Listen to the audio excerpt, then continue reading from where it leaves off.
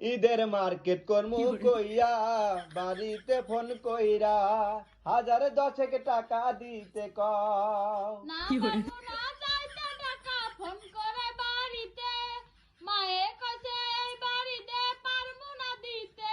আমিও পারমু না কিছু কিনা দিতে তোরে, ঈদের দিনে চুপচাপ কইরা বইসা থাকবি ঘরে।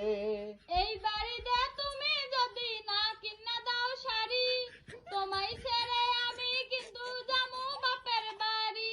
তুমি গেলে আমি একা থাকমু কেমনে বাড়ি, আজকাই আমি তোমার জন্য আনমু কিনা শাড়ি। সস্তা দামের আনলে শাড়ি হইব না তো তাতে, তোমার সাথে আমায় নিয়ে যাইবে মার্কেটে।